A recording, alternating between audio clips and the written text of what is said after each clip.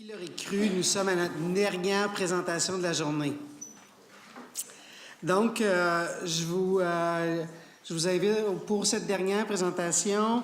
On va avoir la chance d'écouter Amélie Tremblay-Lebel qui va nous présenter le projet C, accompagnement et accessibilité au traitement. Diplômée de l'École de travail social de l'Université de Sherbrooke en 2016, Amélie quitte le Canada pour la Tanzanie.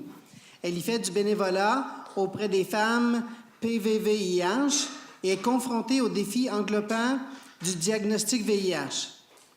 En revenant au pays, une opportunité de travail se présente à l'Arche de l'Estrie, un organisme travaillant auprès des PVVIH en Estrie. Jusqu'à ce jour, Amélie continue de s'impliquer au sein de l'organisme et se retrouve chargée de projet pour la mise en place d'un nouveau service pour les PVVHC, le projet C. Donc, je vous invite à accueillir Amélie.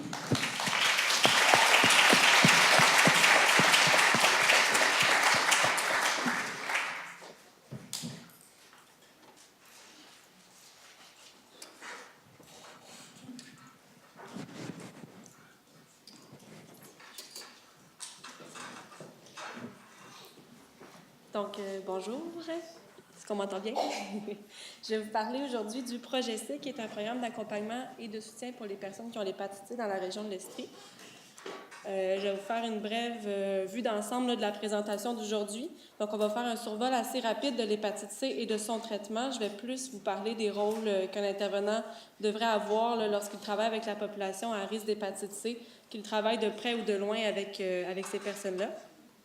Je vais passer plus de temps à vous décrire le territoire de l'Estrie et la prévalence de l'hépatite C sur ce territoire-là, ainsi que les barrières qui sont propres à notre région par rapport à l'accessibilité au traitement et finalement comment que le projet C, c'est une solution sur le long terme pour briser ces barrières-là, mais aussi éliminer l'hépatite C dans notre région.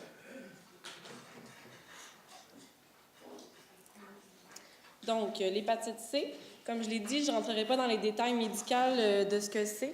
J'ai vraiment sorti 4 points qui peuvent venir jouer sur la capacité de la personne qui est à risque de contracter l'hépatite C, de faire les démarches pour prioriser sa santé et sa guérison.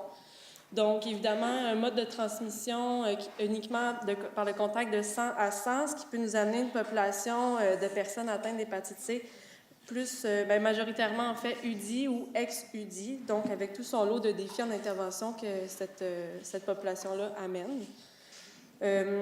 C'est des personnes qui sont plus marginalisées, donc c'est sûr que la perception qu'ils ont de la santé ou de la survie peuvent être teintées. Donc la prise en charge médicale peut être un peu plus difficile à ce niveau-là, surtout quand on pense que l'hépatite C, c'est généralement asymptomatique, donc des gens qui ne se sentent pas malades et que les effets graves sur le long terme, les effets graves sur le foie peuvent être sur le long terme.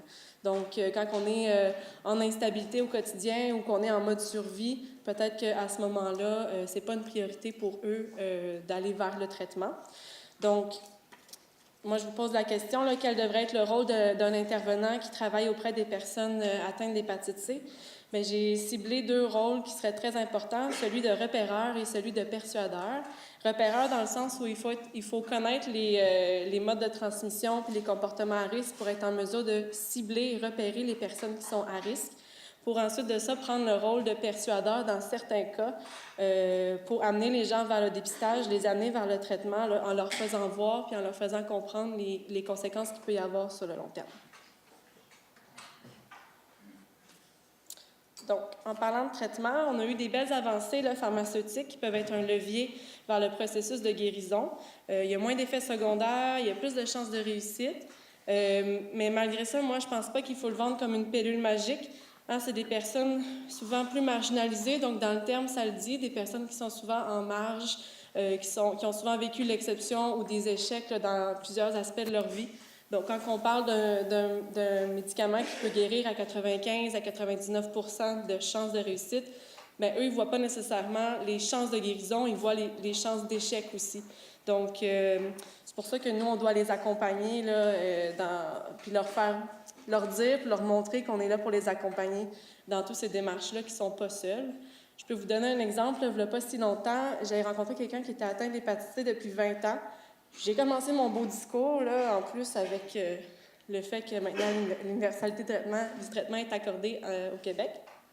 Je lui ai dit que le traitement d'aujourd'hui avait moins d'effets secondaires, qui était moins pire que l'interféron. Il m'a interrompu tout de suite. Il m'a dit, tu viens de le dire, c'est moins d'effets secondaires, c'est moins pire. Mais tu ne me dis pas que c'est une pilule magique.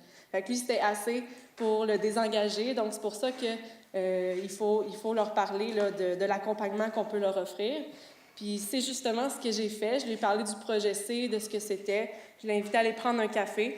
Il n'était pas du tout intéressé. 2 jours plus tard, je reçois un appel, prêt à aller prendre un café et à parler d'hépatite C. On n'est peut-être pas rendu à parler de traitement, mais c'est un bon début, là, je pense, pour aller vers le traitement. Donc, l'Estrie, maintenant, les particularités du territoire et la prévalence de l'hépatite C. C'est un assez grand territoire là, avec une bonne prévalence d'hépatite C. Il y a eu 70 nouveaux cas d'hépatite C de déclarés en 2016. On peut estimer que c'est beaucoup plus que ça, là, considérant que 44 des PVVHC ne connaissent pas leur statut en général. Juste à titre d'information, ça, c'est des données qui sortent de la Direction de la santé publique et un rapport de recherche en 2015 qui s'appelle « Mieux prévenir, dépister et traiter l'hépatite C en Estrie ». Donc, c'était en 2015, donc c'était bien avant que l'hépatite C, que le projet C soit dans la région de l'Estrie. Donc, au niveau des populations plus touchées par l'hépatite C, c'est sûr qu'on a les utilisateurs de drogues injectables et inhalables. En Estrie, il y a un important risque de transmission dû aux pratiques de consommation non sécuritaires. Donc, 32 des UDI auraient partagé leur matériel au cours des 6 derniers mois, ce qui explique pourquoi 65 des utilisateurs de drogues injectables sont atteints d'hépatite C dans la région. Mais malgré ça, il y a quand même 90 d'entre eux qui ont déjà passé un test de dépistage au cours de leur vie, donc qui ont pris la responsabilité un jour ou qui ont été sensibilisés au moins une fois pour aller connaître leur statut. Une autre population assez touchée par l'hépatite C, je vais utiliser le terme « baby boomers », mais ça concerne toutes les personnes d'une tranche d'âge qui auraient pu être mises à risque de contraction d'hépatite C en milieu hospitalier avant 92. Ça fait que c'est plus court de dire « baby boomers ». Je vais y aller avec ça. Donc ça, c'est une population qui est victime des préjugés des professionnels de la santé, qui associe vraiment l'hépatite C à un trouble de consommation. Donc, les médecins de famille ne font pas de dépistage systématique, il n'y a pas de sensibilisation, donc les personnes qui ont pu être atteintes avant 92 ne sont même pas au courant ni conscients qu'ils pourraient être atteints d'hépatite C. Donc, on voit vraiment en Estrie, d'un côté, on a les populations à risque, de l'autre côté, on a le traitement universel, puis on a les soins de santé. Il y a vraiment un trou de services en Estrie avant 2015 qui est dénoté là, par la statistique que 90 des personnes qui connaissent leur statut n'ont pas accès à un traitement en Estrie avant 2015. Ce trou de service-là, il est dû à des barrières. C'est justement ce qu'on va regarder. C'est des barrières qui sont propres à l'Estrie, mais qui peuvent aussi être vues dans d'autres régions. Donc, il y a les barrières géographiques. Je vous présente notre beau territoire. Beau et grand territoire de 214 km par 137 km. Je vous ai mis au centre, encerclé en jaune, la ville de Sherbrooke, où sont les seuls lieux de traitement en Estrie. Donc, nous, on a un lieu de traitement au CHU, donc à l'hôpital pour les gens qui sont un peu plus stables, qui n'ont pas besoin de suivi de toxico là, pour des problèmes de consommation. Et on a aussi un point de service au centre de réadaptation en dépendance de l'Estrie pour les gens qui ont besoin d'un suivi en toxico. Donc, si on habite à Mégantic, ça c'est dans la MRC du Granit, si on habite là, il faut faire 1h30 de route, voire des fois jusqu'à 2 heures, là, pour venir à son rendez-vous. Je vous rappelle, les personnes marginalisées en situation de précarité, ont peu de moyens, pas nécessairement de voiture, doivent se rendre absolument au point de service à Sherbrooke pour recevoir leur traitement. Il y a des barrières aussi internes à la personne. Donc ça, c'est tout ce qui est dû au manque d'information là, qui va accentuer les craintes ou la méconnaissance. Donc, il vient limiter un peu l'engagement et la mobilisation de la personne pour aller faire le traitement. Il y a des barrières externes à la personne. Donc ça, entre autres, il y a aussi le manque de connaissances hépatite C par les intervenants de milieu qui ne sont pas en mesure de repérer les personnes qui sont à risque d'hépatite C et les référer rapidement vers le corridor de service. Et aussi, à Sherbrooke, on a une particularité et une limite de plus dans les délais au niveau du fibroscan. Donc, nous, on ne détient pas de fibroscan à Sherbrooke et nos médecins traitants veulent absolument passer par les résultats de ces test-là pour faire une demande de remboursement de traitement. Donc, voilà, on ne l'a pas. Donc, on fait descendre la machine peut-être une fois 2 mois, une fois 3 mois, on l'emprunte à l'Ontario. Donc, je ramène ma personne qui est à Mégantic, qui n'a pas de voiture. Admettons qu'elle a réussi à trouver une voiture pour son rendez-vous. Je sais pas, moi, tempête de neige, l'ami ne peut pas y aller. Bien, la personne doit attendre un autre 2 à 3 mois là, pour avoir son rendez-vous. Donc, ça, c'est des barrières qui sont vues là, dans les 3 grands axes du corridor de service, autant prévention, dépistage que traitement. Donc, comment mieux prévenir, dépister et traiter l'hépatite C? Eh bien, c'est en mettant de l'avant les facteurs facilitants, puis c'est ce que le projet C fait, entre autres. Les facteurs facilitants, encore dans les 3 grands axes du corridor de service. Donc, les facteurs facilitants internes à la personne, c'est les relations amoureuses, c'est les relations familiales qui vont venir changer la perception ou les perceptions de la personne sur sa santé ou sa survie. Au niveau externe à la personne, ça, c'est plus au niveau des rôles des acteurs en hépatite C. C'est tout le soutien, la sensibilisation, le référencement, l'accompagnement. Aussi, le fait d'avoir des témoignages positifs de personnes qui ont passé à travers le nouveau traitement et qui peuvent témoigner là, de leur vécu. Donc, ça peut sembler simple tout ça, mais il y a un défi qui est nécessaire, mais qui est complexe là, pour réussir à améliorer le corridor de service. Et ça, c'est la mobilisation et la concertation de tous les acteurs en hépatite C de la région là, pour créer un continuum de services simplifié. C'est quelque chose qui est possible, surtout si on met en place un programme qui a pour mandat d'agir comme courroie de transmission entre les services. Et c'est ce que le projet C vient faire là, en offrant une réponse communautaire aux barrières de l'accessibilité au traitement en Estrie. Je vous fais une brève mise en place, là, je vous fais un bref résumé de comment le projet C a été mis en place. Ça découle de l'Arche de l'Estrie, donc un organisme qui travaille avec les personnes qui ont le VIH depuis 2004. On a gagné beaucoup d'expertise de par nos collaborations avec les professionnels de la santé du CIUS de l'Estrie et aussi de notre présence là, sur le comité de concertation nationale hépatite C au CAPAC. En plus de ça, on a eu beaucoup d'interventions avec nos membres qui étaient co-infectés VIH et hépatite C. Donc, il y a eu beaucoup d'observations au niveau des défis, des besoins et des services là, qui étaient différents des membres qui étaient seulement en mono-infection VIH. Donc, pas l'hépatite C, excusez. L'Arche de l'Estrie est vraiment un désir d'offrir un service pour les PVVHC en Estrie. Puis c'est à la suite des conclusions du rapport de recherche que notre chance a un peu souri. Donc, on a créé un plan d'action pour offrir un service similaire à ce que l'Arche offrait pour les personnes qui ont le VIH. Ensuite de ça, on a fait des rencontres en concertation avec le CIDEP de notre région, l'équipe itinérance, le Centre de réadaptation en dépendance de l'Estrie et les médecins traitants eux-mêmes. Donc, c'est à la suite de ces concertations-là que le projet C a été mis en place officiellement en avril 2017. Le projet C a été mis en place malgré la crainte de certains collaborateurs qui croyaient impossible ou difficile l'atteinte de nos aspirations, mais depuis 1 an, le projet C n'a pas encore atteint sa limite, puis on continue à briser les barrières grâce à nos services. Donc ça, c'est nos services qui brisent les barrières de l'accessibilité au traitement. Donc on offre du transport pour toutes les personnes qui doivent aller à leurs rendez-vous médicaux. Donc moi puis une flotte de bénévoles, on couvre l'Estrie au complet. On les amène à leur rendez-vous. À date, c'est jamais arrivé que j'ai dû dire à quelqu'un « Non, je ne peux pas t'offrir le transport, faute de personnel, faute de bénévoles. » C'est pas arrivé encore. Puis même si on habite à Sherbrooke, le transport, ça joue beaucoup sur la diminution de l'absentéisme aux rendez-vous médicaux. Le nombre de fois que j'ai réveillé quelqu'un en allant cogner à sa porte, en tout cas, il est allé à son rendez-vous. On offre aussi du soutien, évidemment, donc tout ce qui est l'écoute, l'accompagnement, mais je peux aussi offrir des moments pour des personnes qui sont en pré-traitement, qui sont un peu plus anxieux. Je peux leur offrir un moment pour rencontrer quelqu'un qui a guéri de l'hépatite C, donc ils peuvent discuter avec quelqu'un qui a un vécu similaire à lui. Au niveau de la réduction des méfaits, c'est sûr qu'on fait de l'éducation sur les comportements à risque. On fait aussi de la distribution de matériel stérile, autant au niveau de matériel de consommation. Donc, c'est sûr qu'on donne pipe à crack, kit d'injection, kit d'inhalation, mais je donne aussi brosse à dents et rasoir là, à tous mes participants que j'en compte. On fait aussi de l'aide à la recherche de logement et au maintien de logement et de l'aide alimentaire. Donc là, on vient vraiment agir sur des besoins de base dans un premier temps.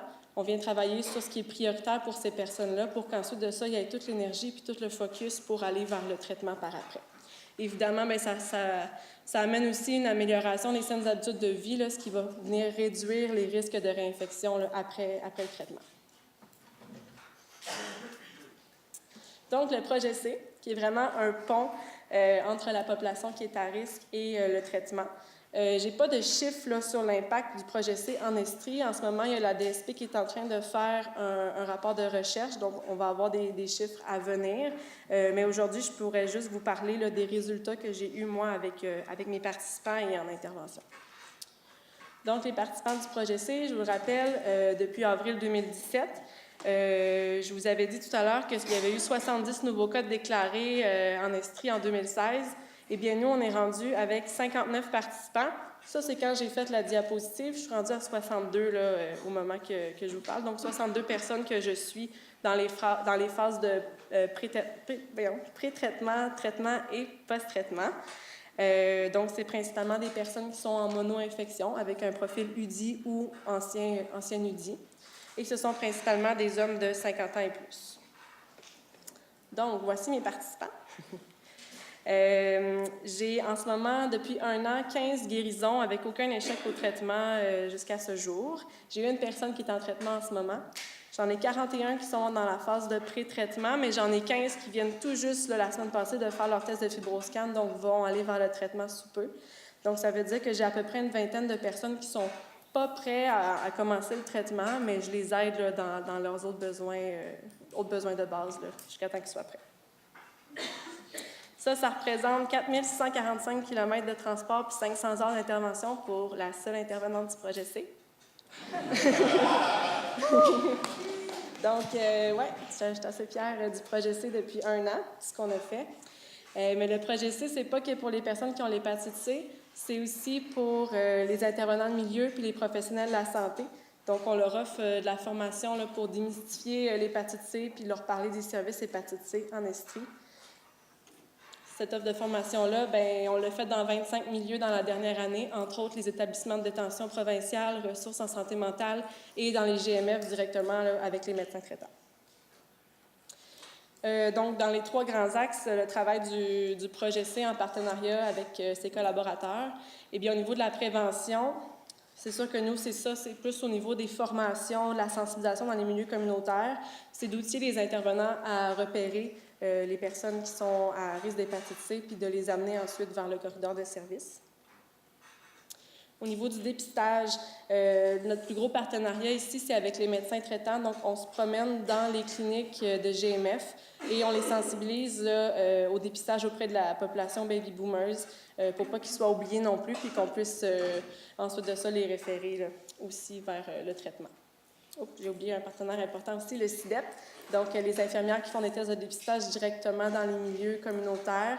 Dans le fond, on se fait des rencontres là, pour vraiment offrir une complémentarité là, entre nos services. Moi, je vais aller présenter le projet C peut-être 1 semaine avant qu'ils fassent leur test de dépistage. On fait un peu peur aux gens. Puis après ça, je leur dis, dans 1 semaine, l'infirmière va pouvoir passer faire un test de dépistage. Donc, ça ouvre encore plus de portes. Il y a plus de gens qui se font dépister grâce à ça.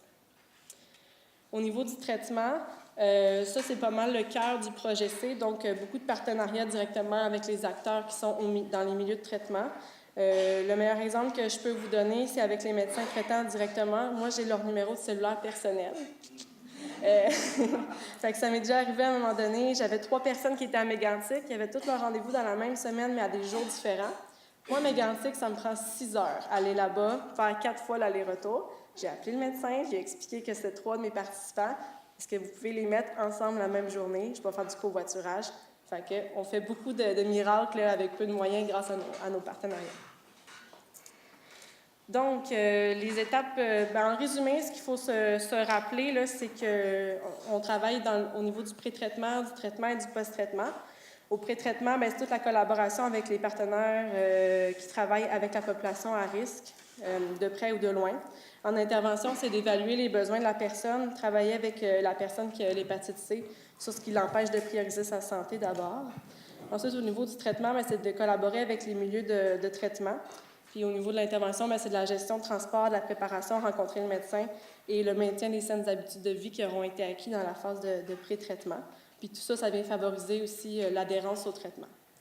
Au niveau du post-traitement, c'est de diminuer les comportements dommageables, de faire des références vers les ressources après, parce que ces gens-là, ils ont d'autres besoins. Même si on a guéri de l'hépatite C, il y a d'autres problématiques. Donc, j'assure aussi un continuum de service après le suivi pour pas qu'ils tombent entre deux services, puis que là, dans le fond, qu'il y ait des risques de réinfection par après.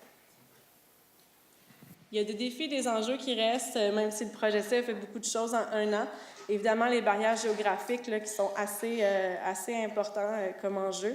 En plus de ça, l'Estrie vient de s'agrandir. Donc, on a maintenant la région de Granby et de la Pommeraye. On n'a malheureusement pas le financement pour aller desservir ces gens-là, mais on souhaite y aller.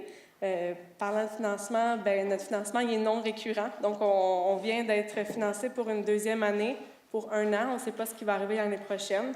Notre but, c'est de montrer qu'on est une priorité puis qu'on est vraiment la solution là, pour éliminer l'hépatite C dans notre région pour qu'on puisse avoir finalement du financement récurrent. Mais malgré ces enjeux-là, le projet C se projette dans l'avenir malgré tout. Donc, il y a des développements à venir en Estrie pour le projet C. Les tests de dépistage rapide, donc on vient de faire la formation. On veut juste, dans le fond, faire des balises là, pour être capable de le mettre en place dans notre région. On veut finir par desservir là, les secteurs de Granby et la Pommeraye. Puis on veut aussi aller maintenant faire des présentations directement aux jeunes futurs professionnels de la santé sur les bancs d'école, donc travail social, psychoéducation, en médecine, puis en soins infirmiers. Donc, on veut aller leur dire tout de suite ce que c'est que l'hépatite C puis comment ça fonctionne, le référencement, parce que de ce qu'on voit en ce moment, les gens qui sont déjà sur le marché du travail, c'est pas vraiment évident pour eux là, de comprendre comment ça fonctionne sur notre territoire. Donc, le projet C, moi, je pense que c'est possible d'implanter d'autres programmes similaires ailleurs qu'en Estrie. Je peux vous donner une espèce de recette un peu toute faite, là, mais qui va s'adapter selon votre région.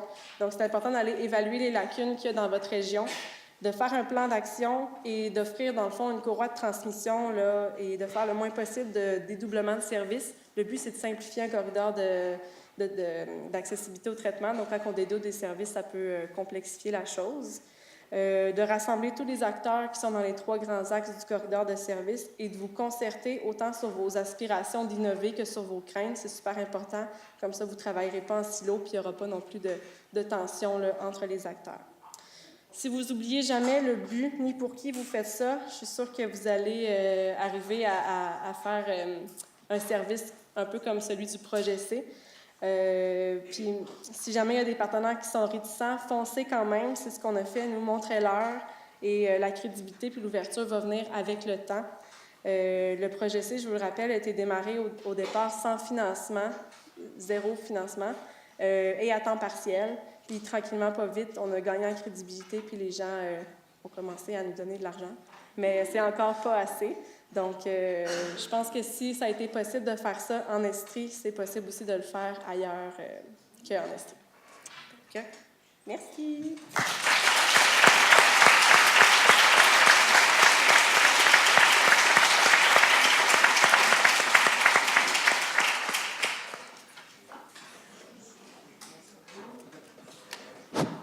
Merci beaucoup. C'est marqué 15 minutes, mais ça va être 5 minutes. C'est bon? Fait que, est-ce qu'il y en a qui ont des questions pour Amélie? Oui? Est-ce qu'à la prison de Sherbrooke, ils ont accès à ce traitement-là, ça? Non, nous, c'est aux prisons provinciales qu'on va, puis non, il n'y a pas encore... C'est dommage, parce que souvent, c'est là qu'on a une stabilité. On est là pour un bout, puis... on est là pour un bout, puis c'est ça, tu sais, c'est là que tu es stable, tu sais, tu peux aller à tes rendez-vous, que tu peux faire tes choses avec le nouveau traitement. En plus, c'est 3 mois, 6 mois. Fait que je trouve ça déplorable. Puis les condoms, est-ce qu'ils sont faciles à avoir aussi, ou plus à Bordeaux, on s'y vend, tu sais. Mais c'est ça, parce que les tatous, tout ça, on n'en parle pas de cette qualité-là. Je n'entends peu parler. Parce que c'est des personnes qui sont vraiment à gros risque à l'intérieur, là. On s'injecte à l'intérieur, tu sais, il y a de la sexualité. Tu dois être tant de condoms par semaine à la cantine, puis il faut que tu les payes. Tu sais, Ça, dans le temps, à Bordeaux, on avait le CLSC Ontic, mais c'était un combat d'y aller, là, tu sais, puis on vendait les condoms. Après, c'est fou, là. Ben nous, c'est gratuit, les condoms. C'est avec le CLSC directement. Donc, nous, on fait beaucoup de sensibilisation avec les intervenants qui se déplacent déjà pour faire de la prévention sexuelle. On parle du projet C puis de l'Arche de l'Estrie. Et je leur donne mon numéro de téléphone. On prend les frais virés, ce qui fait que je peux faire l'intervention avec les détenus, même s'ils sont à l'intérieur et qui n'ont pas accès au traitement. C'est sûr qu'on aimerait ça qu'éventuellement, il y ait le traitement en milieu de détention, mais on n'est pas encore rendu là. Mais je pense qu'on l'a dans la tête, ça. Là. Je veux rien avancer, là, mais on aimerait ça créer des partenariats pour que ce soit possible, mais ce ne sera pas tout de suite. Merci.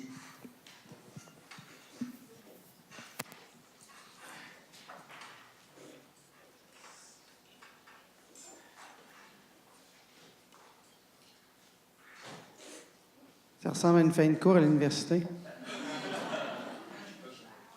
D'autres questions? Going once? Going twice? Merci beaucoup, Amélie. Merci.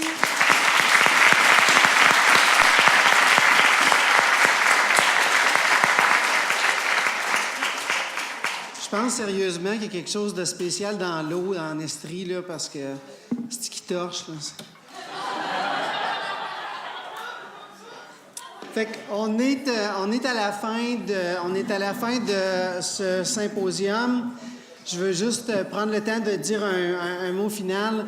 Je voudrais, vous rappeler, s'il vous plaît, l'évaluation, j'en ai parlé ce matin.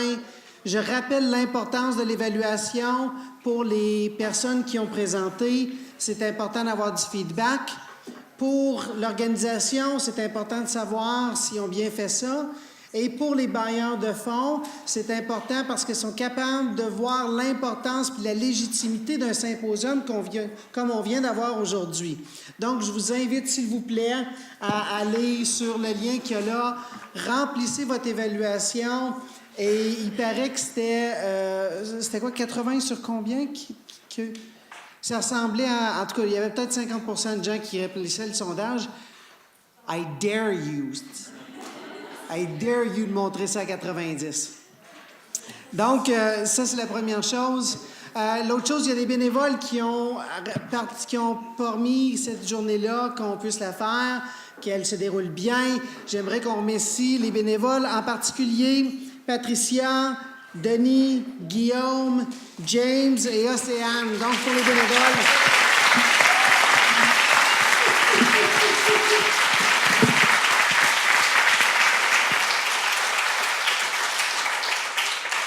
Je vais prendre le temps de remercier les gens qui ont partagé avec nous en venant présenter, de partager vos connaissances, de partager vos expériences, de partager vos pratiques. Je suis sûr qu'on repart avec beaucoup d'informations qui vont nous nourrir puis qui vont nous aider. Comme groupe, j'aimerais vous remercier pour votre temps, pour votre écoute, puis pour le partage que vous allez faire de cette information-là après dans vos propres milieux. Donc, merci à tout le monde. Il est 3 heures, on ferme.